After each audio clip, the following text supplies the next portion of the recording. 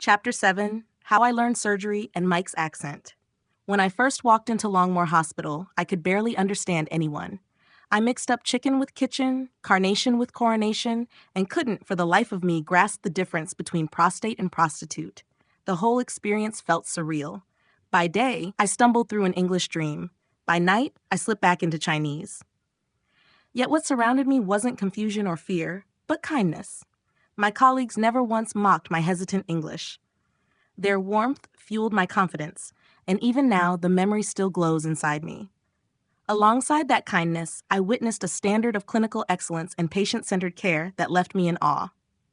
In the outpatient clinics, the diagnostic process was structured, precise, and deeply respectful. Before a patient even walked in, the team, a surgeon, a radiotherapist, a medical oncologist, a chemotherapist, and a nurse, had already reviewed every test, scan, and detail. By the time the patient sat down, a plan was ready. They weren't greeted by just one doctor, but by an entire team. Sometimes the nurse would kneel beside them, take their hand, and gently explain what was happening. It was warm, calm, and full of grace. To improve my medical English, I came up with a plan. Doctors dictated their patients' notes onto cassette tapes. I asked the secretary if I could borrow them overnight, and she agreed. Each evening, I played the tapes while reading the typed letters, mimicking every syllable like a parrot. To sharpen my ear, I chose consultant Michael Dixon, now Professor Mike Dixon, OBE, because to my ears, he spoke at lightning speed. I reasoned, if I can keep up with him, I can keep up with anyone. Before long, I was firing off English, fast, fluent, and, as it turned out, in Michael's unmistakably thick accent. One day, a colleague could barely contain herself. Between giggles, she said, "Feng, you sound like Mike." "But I thought he spoke perfect BBC English," I protested. The office burst out laughing. In the ward, every patient was treated like royalty. Nurses never rolled their eyes or brushed off a concern.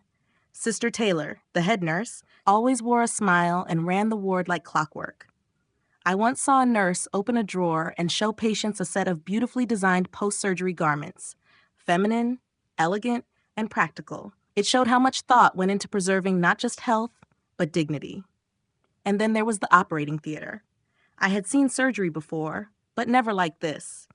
In China, breast cancer surgery often meant removing the entire breast and even the pectoral muscle. In Edinburgh, surgeons followed the latest research.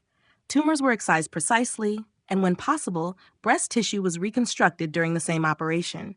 Patients awoke with their bodies and spirits largely intact.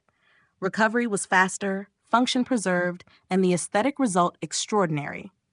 These weren't just surgeons, they were artists. What moved me most, though, was the philosophy. Every step was grounded in science, yet delivered with deep humanity. This wasn't reserved for VIP patients. It was simply the Edinburgh way, a culture of excellence passed from mentor to student, generation after generation. After a year in this extraordinary place, I wanted to go further in understanding the science behind such excellence.